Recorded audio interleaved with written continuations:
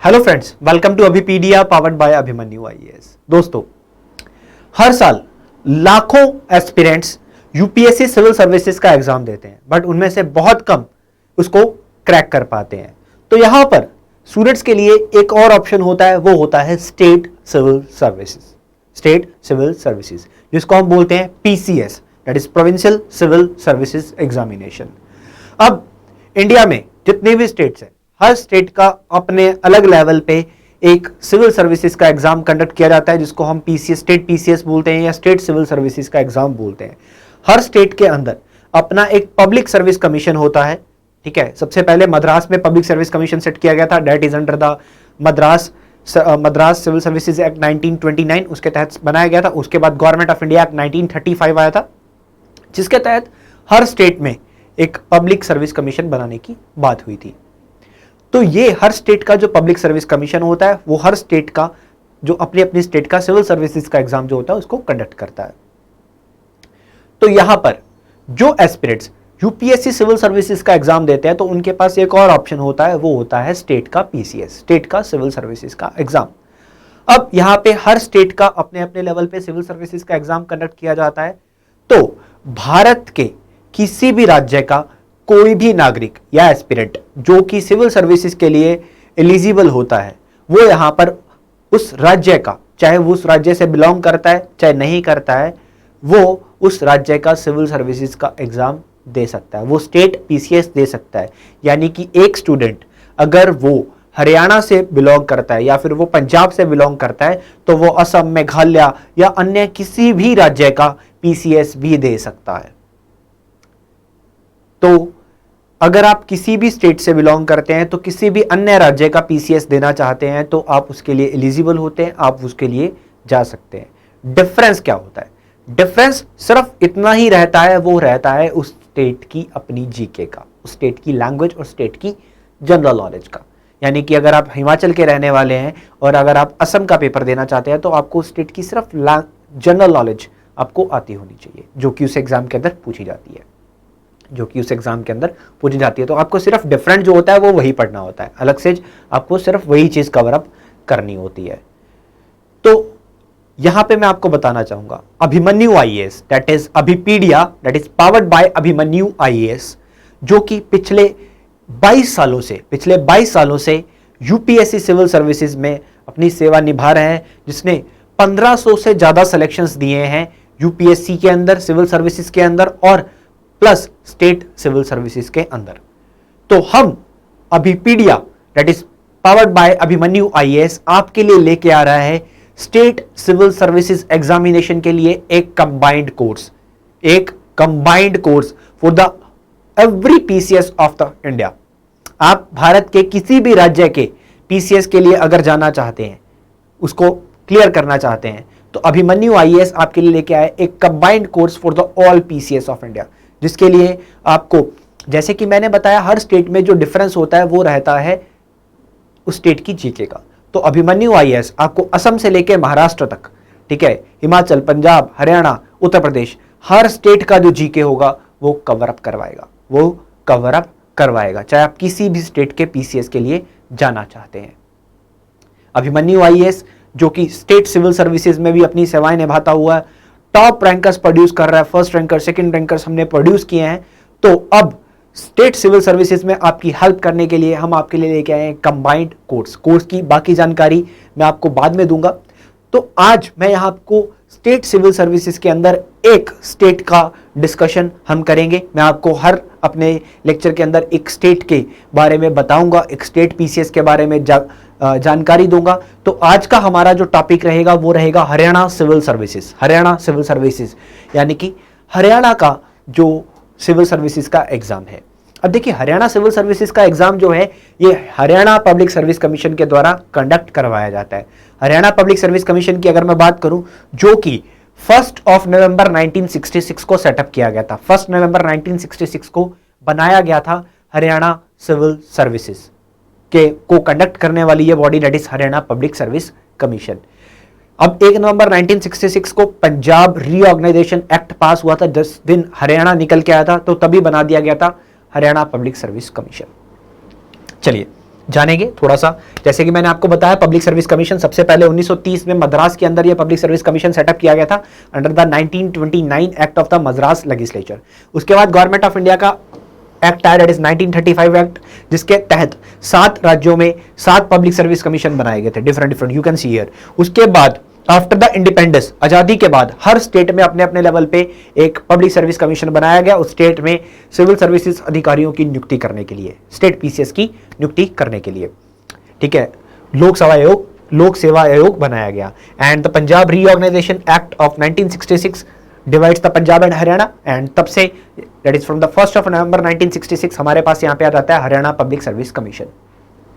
चलिए अब बात करेंगे यहां पर हरियाणा पब्लिक सर्विस कमीशन के द्वारा ये जो HCS का एग्जाम कंडक्ट किया जाता है उसमें से कौन कौन सी वैकेंसीज आती हैं, कहां कहां आप अपॉइंट किए जा सकते हो। तो सबसे पहले तो हरियाणा सिविल सर्विसेज के अंदर आप एग्जीक्यूटिव ब्रांच जिसके अंदर SDM वगैरह की बात हम करते हैं, उसके बाद DSP, excise and taxation officer ETO, district food and supplies controller, A class tehsildar, assistant registered cooperative societies, assistant excise and taxation officer ETO, and block development and panchayat officer आप बन सकते हैं, ट्रैफिक मैनेजर बन सकते हैं, district food and supplies officer बन सकते हैं, असिस्टेंट एम्प्लॉयमेंट ऑफिसर बन सकते हैं। ये वो वैकेंसीज है जो HPSC Haryana public service commission के द्वारा हरियाणा सिविल सर्विसेज के एग्जाम के अंदर कंडक्ट की जाती है, इनके लिए रिक्रूटमेंट किया जाता है।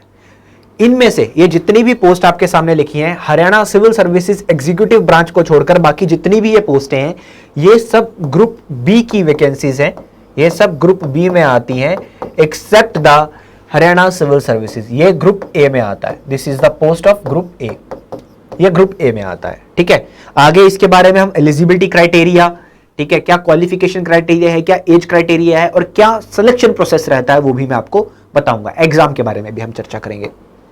तो जैसे कि ये चीज मैं आपको बता चुका हूं, अब आगे बात करेंगे नंबर ऑफ वैकेंसीज की। तो नंबर ऑफ वैकेंसीज की जानकारी मैं आपको देना चाहूंगा कि 2018 में यहां पर 166 वैकेंसीज आई थी और 2021 में 156 यहां पे वैकेंसीज आपको देखने को मिल रही है। अभी इसका नोटिफिकेशन ऑलरेडी निकला हुआ है, एग्जाम अभी अगस्त में कंडक्ट किया जाएगा इसका और 2021 में इसका प्रोसेस कंप्लीट हो जाएगा, तो 2022 में ये फिर से आने के चांसेस है, ठीक है। तो 2022-23 के लिए अगर आप प्रिपेयर करना चाहते हैं तो यहां पर आपके लिए एक अच्छा मौका है Haryana civil services, Haryana civil services. अब इसके लिए आपको एक हरियाणा जीके ही तो अलग से पढ़ना है। अब एज लिमिट की मैं बात करूं तो एज लिमिट की यहां पे बात करें, डीएसपी को छोड़कर बाकी जितने भी पोस्ट हैं उनके लिए मिनिमम 18 ईयर्स और मैक्सिमम 42 ईयर्स। हाँ, अगर आपके पास कोई बेसिकली रिजर्वेशन है, कुछ कैटेगरी है, तो आपको यहां पर भी कुछ रिलैक्सेशन मिल जाएगा। डीएसपी के लिए कितनी होती है? डीएसपी के लिए मिनिमम 18, मैक्सिमम 27 ईयर्स, मैक्स 27, ये यहां पर एज लिमिट रहता है। अब बात करेंगे यहां पर क्वालिफिकेशन की, तो क्वालिफिकेशन के तौर पे यहां पर चाहिए होता है सिर्फ एक बैचलर डिग्री, चाहे वो किसी भी फील्ड में हो, वो चाहे वो इंजीनियरिंग की फील्ड में हो, साइंस की फील्ड में, कॉमर्स या आर्ट्स, किसी भी बैकग्राउंड में आपने सिंपल एक ग्रेजुएशन की डिग्री आपके पास होना चाहिए। भारत से किसी भी रिकॉग्नाइज्ड यूनिवर्सिटी से मार्क्स मैटर नहीं करते, चाहे आपने 90% से पास करा है, चाहे आपने 60% से पास करा है, कोई मैटर नहीं करता, ये मैटर नहीं करता यहां पर सिविल सर्विसेज के लिए। आगे बात करें तो सिलेक्शन प्रोसेस, सिलेक्शन प्रोसेस में यहां पर 3 पैटर्न रहते हैं। सबसे पहले प्रीलिम्स का एग्जाम, फिर मेंस का एग्जाम, फिर पर्सनालिटी टेस्ट जिसको हम इंटरव्यू भी बोलते हैं। अब प्रीलिम्स की अगर मैं बात करूं, प्रीलिम्स में यहां पर 2 पेपर आते हैं, प्रीलिम्स में यहां पे 2 पेपर होते हैं, टोटल 200 मार्क्स का प्रीलिम्स रहता है, 100 मार्क्स ऑफ ईच पेपर, ठीक है। पहला पेपर जो होता है वो जनरल स्टडीज का होता है, वो जनरल स्टडीज का होता है 100 मार्क्स का, मल्टीपल चॉइस ऑब्जेक्टिव क्वेश्चंस आपसे पूछे जाते हैं, 2 घंटे की ड्यूरेशन रहती है। उसके बाद होता है आपका सी सेट का पेपर, that is of civil services aptitude test. इसका जो मार्क्स रहते हैं वो 100 मार्क्स रहते हैं और ड्यूरेशन 2 घंटे का ही रहेगा। तो 2 पेपर आपके पास होते हैं, नेगेटिव मार्किंग भी होगी 1/4 नेगेटिव मार्किंग यहां पे रहता है। 1/4 बोले तो 0.25, क्लियर, ये नेगेटिव मार्किंग रहता है।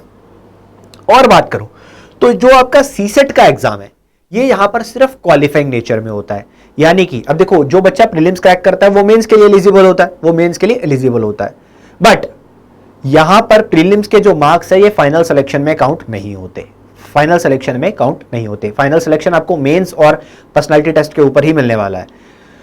तो जनरल स्टडीज जो यहां पे होता है इसके मार्क्स आपको मेंस तक लेके जाते हैं। सीसेट सिर्फ क्वालिफाइंग नेचर में है, सीसेट सिर्फ क्वालिफाइंग नेचर में है, जो आप मेंस के लिए एलिजिबल हो या नहीं हो वो आपको बताएगा आपका जीएस का एग्जाम। बट सीसेट क्वालिफाइंग आपका होना चाहिए विद द मिनिमम 33%, कम से कम 33% तो आपको सी सेट में लेने ही पड़ेंगे अगर आपको मेंस में जाने के लिए आगे बढ़ना है, यानी कि फिर जीएस के मार्क्स आपके देखे जाएंगे, जीएस की कट ऑफ अगर आप क्रैक कर रहे हो तो जाके आप कहीं मेंस दे पाओगे। बट हाँ, पेपर का जो लैंग्वेज है वो इंग्लिश और हिंदी दोनों रहता है, आपकी चॉइस होगी, इंग्लिश और हिंदी दोनों पेपर का जो लैंग्वेज रहता है। चलिए आगे बढ़ते हैं, नेक्स्ट बात करेंगे मेंस की। अब मेंस जो होता है इसमें 4 पेपर होते हैं, ठीक है, मेंस में 4 पेपर होते हैं, 600 मार्क्स का टोटल मेंस रहता है। 2 पेपर लैंग्वेज के होते हैं, एक इंग्लिश लैंग्वेज का, एक हिंदी लैंग्वेज का, that is of 100 marks each. उसके बाद तीसरा पेपर यहां पे रहता है जनरल स्टडीज का 200 मार्क्स का, जिसमें आपको करंट अफेयर्स और हिस्ट्री, पॉलिटी, ज्योग्राफी ये सब और स्टेट का GK. And the next one is optional subject. यहां पर एस्पिरेंट्स को एक ऑप्शनल सब्जेक्ट चूज करना होता है, ठीक है, जो भी उसका फेवरेट सब्जेक्ट हो, जो भी वो चाहे चूज कर सकते हैं। There are 29 subjects given by the HPSC, Haryana public service commission ने यहाँ पे 29 सब्जेक्ट दिए हैं जिनमें से आप कोई भी चूज कर सकते हो। हर पेपर का जो ड्यूरेशन है वो 3 घंटे का रहता है, वो 3 घंटे का रहेगा हर पेपर का ड्यूरेशन, और ऑप्शनल भी 200 नंबर का रहने वाला है। क्लियर? तो हर पेपर का ड्यूरेशन 3 घंटे का आपको देखने को मिलेगा। तो दीज आर द सब्जेक्ट, ये सब्जेक्ट्स हैं, ये सब्जेक्ट्स जिनको आपको ऑप्शनल में चूज करना है, ठीक है। इनमें से आप कोई भी ऑप्शनल चूज कर सकते हो, इनमें से आप कोई भी ऑप्शनल यहां पे चूज कर सकते हो। चलिए, अब 2 लैंग्वेज के पेपर थे और एक जीएस का था और एक ऑप्शनल का था, तो ठीक है, यहां पे आपको अगर मैं बात करूं एग्रीगेट जो है, ठीक है, अगर आप एग्रीगेट 45% स्कोर करते हो एटलीस्ट, ठीक है, चारों पेपर का मिला के एग्रीगेट अगर आप 45% नंबर लेके आते हो कम से कम, तभी आप आगे वाले चरम तक बढ़ सकते हो, यानी कि पर्सनालिटी टेस्ट या इंटरव्यू की तरफ आप तभी बढ़ोगे जब आप एटलीस्ट 45% लेके आओगे। अगर आपके 45% नहीं, आप वहीं डिस्क्वालीफाई हो जाओगे। और जो लैंग्वेज वाला पेपर है हमारा हिंदी और इंग्लिश, उसमें कम से कम आपके 33 होने चाहिए। ऐसा नहीं है कि इंग्लिश और हिंदी में आपके कम हो, जीएस और ऑप्शनल में आप ज्यादा ले लो, नहीं, आपके इंग्लिश और हिंदी में भी कम से कम 33% होने चाहिए। ये यहां पर एक क्राइटेरिया जो कि हरियाणा पब्लिक सर्विस कमीशन के द्वारा फिक्स किया गया है, ये फिक्स किया गया है। अब तीसरे नंबर पे आता है पर्सनालिटी टेस्ट, ठीक है, इंटरव्यू 75 मार्क्स का, ठीक है।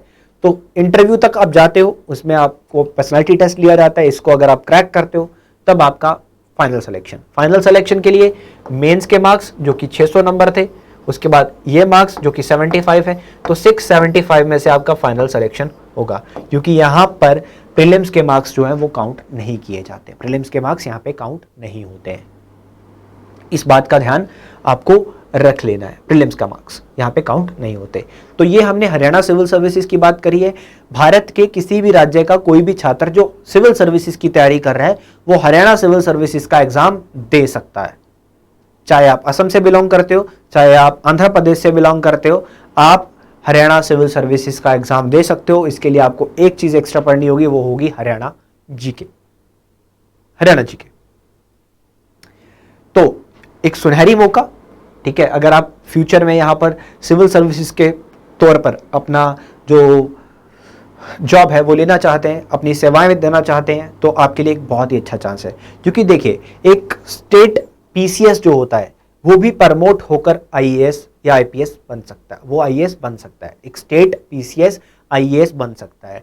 As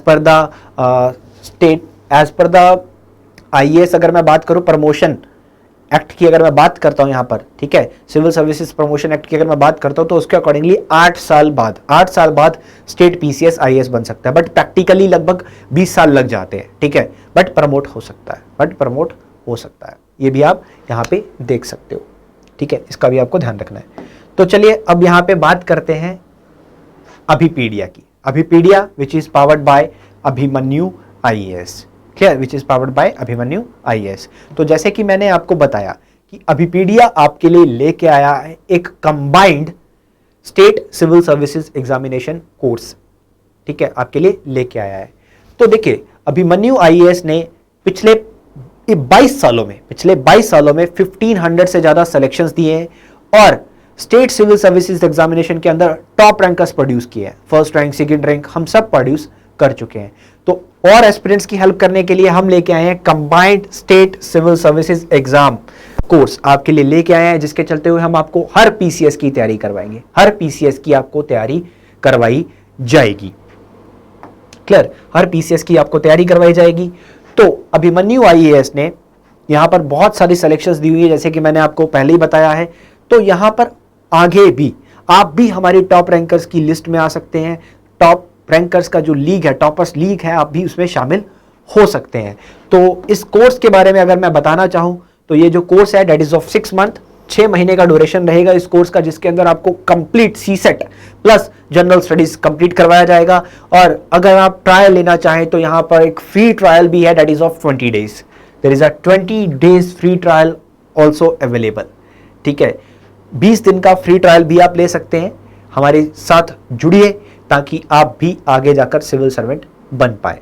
and there is a free demo lectures course also. You can join our modern history module course that is for the demo purposes. आप हमारा ये कोर्स ज्वाइन कर सकते हैं जो कि टोटली फ्री है, टोटली फ्री है।